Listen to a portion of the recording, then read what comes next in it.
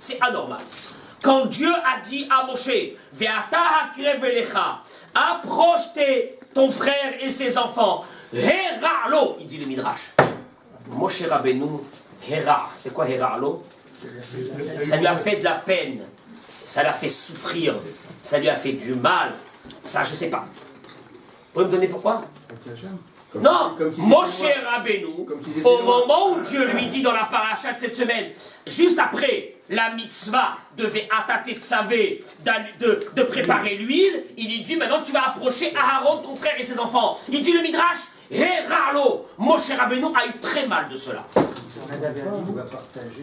Vous avez vu? Non, pour la dernière vidéo. Non, s'ils étaient loin, ils étaient pas loin, ils étaient tout le temps près de lui. Non, Hakrev Elecha, ça veut dire tu vas nommer Aaron, tu approches Aaron et ses enfants, et tu vas les nommer. Bah oui, parce qu'il va les nommer. Ça devait être lui à la place. Hein? Il va les nommer quoi? Ça devait être lui à la place. Bah oui. Benjamin, tu penses que Moshe Rabbeinu il a mal au cœur pour lui? Non, mais il a mal au Il est cœur. quoi? Il est jaloux? Non, mais il a mal au cœur de pas être Kohen Gadol. Eh bien s'il a la Hanava, encore mieux. Pourquoi Hera'lo? Pourquoi Hera'lo? Mais mieux que ça, qu'est-ce qu'on a dit la semaine dernière? Il y a 2 semaines, que Moshe Rabbeinu s'est battu avec Dieu pendant 7 jours, parce qu'il a dit je ne vais pas y aller en Égypte. Pourquoi je ne vais pas y aller? Parce qu'il y a mon frère là-bas, et mon frère est plus important que moi. Quoi, d'un seul coup maintenant il a changé, il a viré Moshe Rabbeinu, plus de Hanava. Par prophétie, comme ils allaient finir ses enfants. Il n'a pas vu par prophétie comme ils allaient finir ses enfants Aaron. À cause du roi du Kohen Gadol, il a eu peur. On va voir, il y a quelque chose, il y a un petit truc là-dedans. Mais là, à cause du roi du Kohen Gadol, peut-être le jour de Kippour, qui peut se sacrifier, parce qu'il peut ne pas... Encore une fois, de qui on parle? De Moshe, qui s'est battu avec Dieu, qui ne veut pas y aller pour sauver ses frères. Il veut que c'est Aaron qui prenne sa place. Jusqu'à que Dieu lui a dit, Vera achav esamach belibo. Quand il va te voir, il va être joyeux. Je n'irai pas. C'est mon frère qui a le kavod. C'est mon grand frère. Maintenant Dieu lui dit, tu vas nommer Aaron en tant que quoi? Que Cohen. David, j'ai dit tout à l'heure au début du cours, je ne sais pas si vous étiez là, que apparemment, c'est vrai que dans l'histoire primaire, celui qui aurait dû être le Kohen Gadol, c'est qui? C'est Moshe.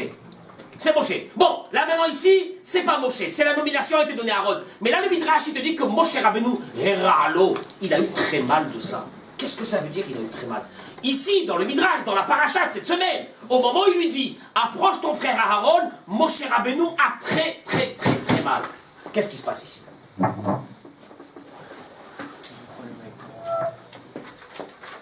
Quand même bizarre. Alors, on va prendre 2 chemins. Mais ces 2 chemins vont nous amener à comprendre le début de la paracha de Ve'ata Tetzavé. Par rapport à ce Midrash, justement. Le premier, c'est celui du Ktav Sofer. Le Ktav Sofer, c'était le fils du Khatam Sofer. Pour ceux qui ont étudié la Gemara, le Talmud, connaissent que le Khatam Sofer fait partie de nos grands maîtres. Son fils, qui était aussi un très grand rave, le Ktav Sofer, il dit dans Parashat... Alors, Rabotai, il dit quelque chose de très fin. Moshe Rabbeinu, si on peut dire ça, hein, Moshe Rabbeinu a une très grande peine tout au long de sa vie. C'est celle que ses enfants ne prendront pas sa place. Ça, il faut le savoir. Moshe Rabbeinu, on va le voir, a eu cette peine de ne pas nommer ses enfants à sa place. Et on va le voir d'ailleurs. Où c'est marqué ça? Il dit le Ktav Sofer.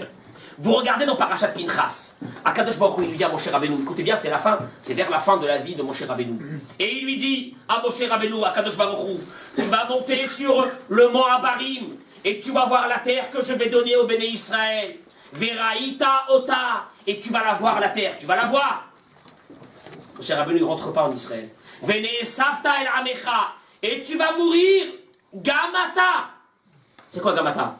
Toi aussi. Ka'asher ne'esaf Aaron ahicha. Comme est mort, parce qu'Aaron est mort avant lui, comme est mort Aaron ton frère. Il dit Rashi, qu'est-ce que ça veut dire que tu vas mourir toi aussi, comme est mort Aaron ton frère? C'est quoi? Ça veut dire quoi? Il dit Rashi, Moshe nit'ava le mitato shel Aaron. Moshe a eu envie de la même mort qu'a eu Aaron son frère. Ça veut dire quoi? Et donc Dieu il lui dit, tu vas mourir toi aussi, comme est mort Aaron ton frère. Ça veut dire quoi? Qu'est-ce que ça veut dire? Comme est mort Aaron ton frère. Il dit le Ktav Sofer.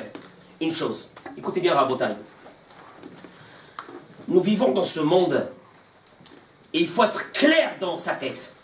On est là dans le monde que pour accomplir la Torah et les mitzvot.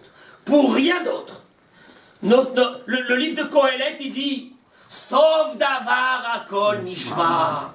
Ça y est, voilà, on connaît la fin, on la connaît. L'essentiel, c'est quoi? Et Elokim ira vet mitzvotav shemor. Qui c'est kol adam? L'être humain, c'est quoi? C'est la Torah et les mitzvot qu'il va accomplir. C'est pour lequel il est venu dans le monde. Mais il dit le Ktav Sofer, l'être humain peut continuer à accomplir des mitzvot après sa mort. Vous le savez? Oui. Oui? Oui. Comment? On est responsable de nos actes et des conséquences de nos actes. Et de nos paroles, des conséquences de nos paroles. La Gemara dit, la Gemara dit, Kol ameniach ben kemoto, tout celui qui laisse un enfant comme lui dans le chemin de la Torah. La Gemara dit sur ça, qui est considéré comme si qui n'est pas mort. Ça veut dire quoi? Ça veut dire un homme qui laisse un fils qui étudie la Torah, lui, parce que le fils Kara de Abo, c'est marqué que Béré Kara de Abo, que le fils c'est quoi? C'est le genou de son père. Ça veut dire que quand il y a un fils qui étudie la Torah, c'est par l'impulsion de qui il étudie la Torah? Par celle de son père. Eh bien, Rabotai, sachez une chose. Un homme est mort, son fils continue à étudier la Torah. Il faut savoir une chose. Le père est considéré comme si qu'il est vivant parce que les mitzvot que fait le fils, le père aussi, il prend ses mitzvot. Et il faut savoir une chose. C'est que d'ailleurs, c'est pour ça qu'on le dit dans la prière de Rosh Hashanah. Sifre Chaim ve Sifre Metim. Les livres des vivants et les livres des morts s'ouvrent le jour de Rosh Hashanah. Les livres des morts, pourquoi faire? Ils sont morts. Ils sont morts. Pourquoi faire? Parce que à ce moment-là, on va ramener la personne qui est morte en jugement. En jugement de quoi? Ton fils a fait tant et tant de mitzvot dans ce monde. Voilà, ils sont pour toi. Hasve Shalom, le contraire. Il vaut mieux ne pas avoir laissé un fils rachard dans ce monde, parce que là, c'est gravissime. Et il faut savoir une chose, je fais juste une petite sortie par rapport à ça. La Gemara dans ma Masechet Ktuvot, Daf Kuf Yud Aleph, elle ramène la chose suivante. La Gemara dit que Rabbi El-Azar, il a dit à Rabbi Yochanan, écoutez bien, il lui a dit Ah, mais Haratzot, Rabotai, il faut savoir une chose, Triat Ametim, la résurrection des morts. Elle est donnée à qui seulement? Il dit Rabbi El-Azar, les Améharet, ceux qui n'étudient pas la Torah, ils n'ont pas de Triat Ametim. La Gemara raconte que Rabbi Yochanan, quand il a entendu ça, ça lui a fait mal au cœur. Il a dit il y a beaucoup de gens qui n'ont pas étudié la Torah et qui sont bien. Pourquoi ils ne vont pas revenir à Triat Ametim? Il a dit il y a un passage qui dit Kital Orot Alecha. La rosée d'Akadosh Baruchou, elle est donnée que seulement que quoi? La Gemara dit Kol amishtamesh be'or Torah, celui qui se sert dans sa vie de la lumière de la Torah. Or Torah mehayu, la lumière de la Torah elle va le faire revivre. Et tout celui qui ne se sert pas de la lumière de la Torah, il ne reviendra pas. Attention Rabotai, je suis désolé de vous le dire. Tous ceux qui n'ont pas étudié la Torah ne reviendront pas à Triat Ametim. Rabbi Yochanan il a dit mais moi j'accepte pas ça. Il a eu très mal. Qu'est-ce que ça veut dire? Alors il lui a dit, à Marley, Rabbi il lui a dit, Matzati lahem takana, Baruch Hashem.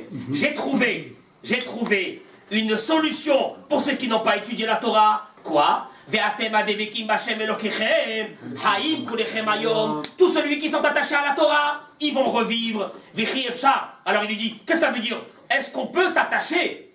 Est-ce qu'on peut s'attacher à Dieu? Dieu il est fait de feu.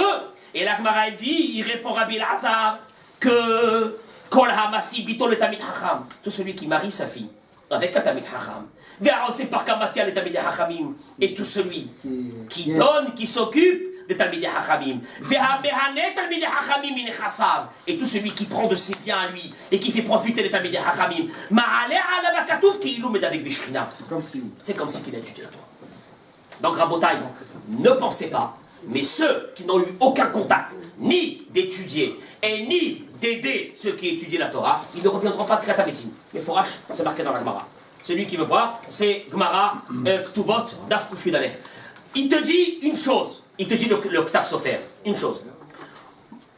Savoir une chose, que la continuité d'un être humain dans ce monde, c'est ses enfants qui vont étudier la Torah. Ça, c'est la continuité de l'être humain. Et alors, Il faut comprendre, il dit l'Octave Sofer, c'est que le but d'un être humain, c'est de laisser des enfants qui sont kshérim, qui vont continuer le travail. Et là, Moshe Rabbeinu, il a un problème. Je reviens à notre histoire. Moshe Rabbeinu, il a un problème. Lequel? Il vient d'entendre dans la paracha, Kar et Aharon ve'et banav. Prends Aharon et ses enfants. Moshe Rabbeinu, tout de suite, qu'est-ce qu'il dit? Qu'est-ce que ça veut dire, prends Aharon et ses enfants? Moshe Rabbeinu, il a un très gros problème avec ça. C'est qu'il voit que maintenant, on va nommer qui? Aharon, et on va nommer aussi les enfants. Et là, regardez, cette histoire a, quelque part, elle a traversé la vie de Moshe Rabbeinu. Il dit le Ktaf Sofer une chose. Quand Aharon est monté pour être enterré, avec qui c'est qui est monté avec lui? Moshe et Elazar, le fils de Aharon. Et Aharon a enlevé ses habits et il les a donnés à qui? De Kohen. À qui il les a donnés? À son fils Elazar. Moshe Rabbeinu a vu cela. Maintenant, Kadosh Baruch Hu lui dit, prends Aharon et ses enfants et nomme-les. Moshe Rabbeinu dit, je comprends pas. Et mes enfants à moi, qu'est-ce qui se passe avec eux? Où ils sont mes enfants? Pourquoi mes enfants ne sont pas nommés? Et Rabotai, si Moshe Rabbeinu a pensé que ses enfants avaient la madrega, le degré de prendre sa place, Moshe Rabbeinu, il n'a pas fait une chose pareille sans que les enfants aient vraiment le niveau. Mais Akadosh Baruch Hu avait décidé autrement. Que qui c'est qui va être celui qui va prendre la place de Moshe Rabbeinu? C'est Yoshua Binoun. Notzer Te'ena Yochal Piria, celui qui s'est investi complètement avec Moshe Rabbeinu, c'est lui qui va prendre la place de Moshe Rabbeinu. Et d'ailleurs, il vient Moshe Rabbeinu et qu'est-ce qu'il y a? Heralo! Moshe Rabbeinu, il a très mal. Qu'est-ce que ça veut dire, il a très mal? Moshe Rabbeinu ne comprend pas pourquoi Aaron, il y a ses enfants qui sont nommés de son vivant, et lui, il n'y a rien. Qu'est-ce qu'il lui répond à Kadosh Baruch Hu? Le Midrash, il continue et il dit, à Kadosh Baruch Hu, il lui a dit la chose suivante. Il lui a dit à Kadosh Baruch Hu, Yachol, pardon, il lui a dit, à Marlo, il lui a répondu à Kadosh Baruch Hu. Voilà la réponse d'Akadosh Baruch Hu. Moshe Rabbeinu, il dit, mes enfants, où ils sont dans cette histoire? Il lui dit à Kadosh Baruch Hu, Torah haïtali ou netati halecha. C'est la suite du Midrash. J'avais une Torah et je te l'ai donnée. Quelle est la réponse? C'est quoi la réponse? Voilà la réponse d'Akadosh Baruch Hu. Et mes enfants, où ils sont? Réponse d'Akadosh Baruch Hu, j'avais une Torah et je te l'ai donnée à toi. C'est à toi que je t'ai donné la Torah. Et alors? Ben, ça peut la transmettre. Et alors? Il n'a pas transmis. Et alors? Tous ceux qui ont étudié auprès de Moshe Rabbeinu, c'est ses enfants. Akadosh Baruch Hu, il lui dit, je t'ai donné à toi la Torah. C'est toi qui vas la transmettre au Béné Israël, la Torah. Et maintenant, chacun qui va étudier la Torah. Le mérite, il est pour qui? Il est pour Moshe Rabbeinu.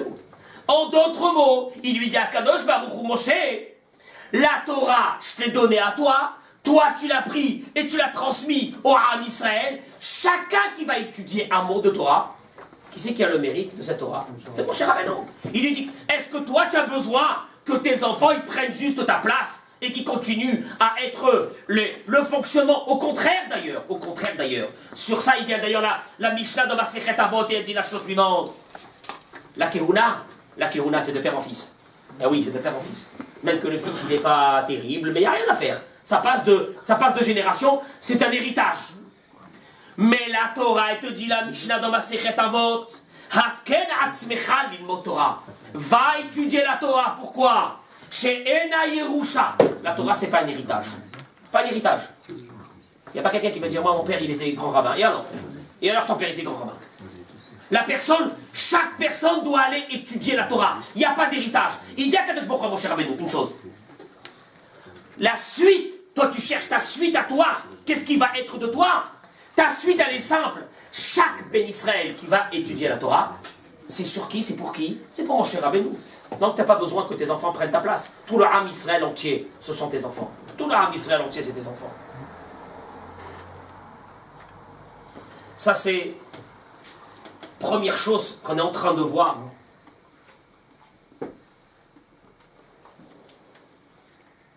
Moshe Rabbeinu, il a eu mal. Ses enfants n'ont pas pris sa place. Akadosh Baruch Hu lui dit, le Ham Israël entier, c'est tes enfants. Chacun qui va étudier, le mérite, il est pour qui? Pour Moshe Rabbeinu. On est là ce soir. Moshe Rabbeinu nous a donné la Torah. Donc il n'y a rien à faire. tout le mérite qu'on est en train d'étudier, il passe d'abord, bien sûr, par Moshe Rabbeinu. Ça, c'est première explication que donne le Ktaf Sofer sur ce... Écoutez bien, parce que la suite, elle est extraordinaire. Sur ce midrash de toi, approche ton frère Aaron. Moshe Rabbeinu, Heralo, Moshe Rabbeinu, il a un problème. La transmission où elle est. Aaron, il a de la chance. Ses enfants, ils vont prendre la suite de son travail. Akadosh Baruch Hu lui dit, la suite de ton travail, c'est pas tes enfants. C'est tout l'Aram Israël entier qui va prendre la suite de ton travail. Donc ça, de ce côté, Moshe Rabbeinu, il est bien sûr, il est, entre guillemets, il est heureux d'entendre cette chose-là de la part d'Akadosh Baruch Hu. Mais viens, on va prendre une deuxième explication. Qu'est-ce qui s'est passé à ce moment-là dans la paracha de cette semaine?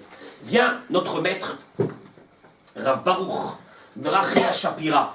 Il a écrit un livre qui s'appelle Zerar Barer en 1640. Il était l'élève du Baal Megalé Amoukot. On a parlé du Megalé Amoukot il y a 2 semaines. C'était son élève à lui. Un Gaon Hatzou. On parle de ça à peu près il y a entre 450 et 500 ans. Il dit le Zerar Barer. Sachez une chose d'abord. C'est que la Ménorah, on parle de la Ménorah, symbolise, écoutez bien, la Ménorah symbolise, je pris juste une photo comme ça, la Ménorah symbolise toute la Torah. Comment ça symbolise? La Ménorah, c'est pas par hasard, on a fait une Ménorah pour qu'elle soit jolie. Il ramène ce que dit le Harizal, que la Ménorah symbolise la Torah. Comment? Il dit le Harizal la chose suivante, que il y a 7 branches. Ces 7 branches symbolisent le premier verset de Bereshit. Bereshit, bara Elohim, et Hashamaim, ve et Haaretz. 7. Il continue le Harizal et il dit, dans la Ménorah, il y a 11 kaftorim. Kaftorim, c'est ce qu'on peut appeler des boutons. C'est rond. Ils sont là. 1, 2, 3, 4, 5, 6, 7, 8, 9, 10, 11. Pourquoi faire ces 11 boutons? Il dit, le Harizal. C'est venu pour symboliser le premier pasouk du livre de Shemot. Ve'ele Shemot bene Israël abaim Mitzrayma et Yaakov ishu beto ba'u. Ça fait 11. Il continue et il dit, le Chumash Vaikra, il y a 9 fleurs, des prachim, qui correspondent au premier pasouk de Vaikra. Le Harizal, il continue, il dit, la Ménorah faisait 18 fachim, presque 1m80. 1m80 de haut. Pourquoi faire 1m80 de haut? Il dit, c'est venu symboliser les 18 versets du premier pasouk de Devarim, etc. Le Khatam Sofer, il dit, le 7e, on ne le compte pas, celui du centre. Il y en a 6. Shisha Sidre Mishnah. Je continue. Même pas seulement la Ménorah symbolise toute la Torah, mais même l'huile qu'il y a à l'intérieur de la Ménorah. La Gemara dit que celui qui voit Aroé Shemen Zait Bachalom, celui qui voit de l'huile d'olive dans son rêve, Yitzpe le Maor Sheba Torah, c'est qui va devenir un grand ami. Bon, c'est pas suffisant de rêver, hein. il faut après étudier. Mais peut-être qu'on lui a donné les capacités d'étudier. La Torah est symbolisée par la Ménorah. Ça, c'est la première chose que nous dit notre maître dans son livre Zerar Barer. Et il dit maintenant la chose suivante. Il lance une bombe atomique. Écoutez bien. Avoda, c'est une question qu'on n'a jamais posée, et c'est terrible. Dans la paracha de la semaine prochaine, on va assister à quelque chose de dramatique. Moshe Rabbeinu qui casse les tables de la loi. On est d'accord? On est d'accord, les Luchot Amrit. Il casse les tables de la loi. C'est vrai qu'Akadosh Baruch Hu va lui dire, à la fin de Devarim, au dernier verset de la Torah, où les Chol Hayad Chazaka, Asher Asa Moshe Le'ainei Kol Israël, c'est quoi la main puissante de Moshe? Il va lui dire, Yachar Kochacha Shishibarta, quand la cavote que tu as cassé les tables de la loi. Donc Akadosh Baruch Hu est d'accord que Moshe Rabbeinu a cassé les tables de la loi? Il est d'accord. Mais il pose une question, Rabotai. Qui a permis à Moshe de casser les tables de la loi? Vous êtes posé une fois cette question ou non? Non. Je répète. Sur le fond, Akadosh Baruch Hu est d'accord. Quand la cavote que tu as cassé les tables de la loi, on avait expliqué ça dans les années, puis Bezat Hashem, on l'expliquera encore, pourquoi c'était fondamental dans la Torah que Moshe Rabbeinu brise ces tables de la loi. Mais il demande Zerar Barer, qui a permis à Moshe Rabbeinu de casser les tables de la loi? Il a reçu l'autorisation ou non? Hachem? Hachem lui a permis? Non, s'il y en avait un qui aurait pu lui permettre, c'était Aaron. Aaron, son frère. Non. Aaron, il va lui permettre. Pas du tout. C'est lui, tout seul. Mais c'est lui qui Son libre arbitre. Non, Qui a permis, c'est à lui, Lui, c'est pas lui. qui a permis à Moshe de casser les tables de la loi? J'avais lu que. Attendez, ne dites pas n'importe quoi. Attention. Pourquoi il aurait besoin d'une permission? C'est lui qui a été Quoi? la chercher. Elles sont à lui? Mais non, mais c'est lui qui a été la chercher. Personne d'autre donc que lui aurait pu aller la chercher. Merci. Il est parti les chercher, alors il fait ce qu'il veut avec. Bien, voilà, Ah, comment- il s'est battu avec les anges et tout ça, il a un mérite. Je répète, Binyamin. Qui les a cassés, c'est comme si par exemple, toi, tu vas faire quelque chose que ton père ne veut pas, tu vas aller, tu vas l'amener. Ok. Il va te dire, ok, maintenant que tu as amené, c'est très bien, quand la carotte, mais je t'ai pas autorisé à le faire. C'est clair. Qui a autorisé? Moshe Rabbeinu. Alors attendez, regardez qu'est-ce que dit le Midrash. Les paroles sont. Je donne la référence, je donne la référence de ce Midrash parce que c'est une bombe atomique qui nous tombe sur la tête. Le Midrash, c'est le Midrash Rabbah dans Parashat Kitissa. Même pas. Il dit le Midrash la chose suivante. Ra'a she'en li Israël amida. Moshe, en descendant et en voyant que les bénis Israël avaient fait la faute du veau d'or, il a compris que les bénis Israël allaient mourir. C'est fini pour eux. Vous savez qu'est-ce qu'il fait? La suite du Midrash. Hiber nafsho imahem. Il a lié son destin à ceux des béné Israël. Comment? Il continue le Midrash. Veshiber et aluchot. Et il a cassé les tables de la loi. Ve'amar le Akadosh Baruch Hu. Je cite les mots du Midrash. Et il a dit à Dieu. Hem chatou. Eux, ils ont fauté avec le veau d'or. Ve'ani chatati sheshibarti et aluchot. Et moi, j'ai fauté que j'ai cassé les tables de la loi. Alors maintenant, c'est clair, Akadosh Baruch Hu. Je vous dis le mot, la suite. Si tu leur pardonnes à eux, pardonne à moi. Et si tu leur pardonnes pas à eux, Mechenina misifrecha cher katata, efface mon nom, et on a terminé l'histoire. Il avait le droit de le faire. Fadek qu'il n'avait pas le droit de le faire. Il a fauté. Le Midrash te dit, c'est pas moi, mais il a. Hazé Shalom. Moshe Rabbeinu. Le Midrash.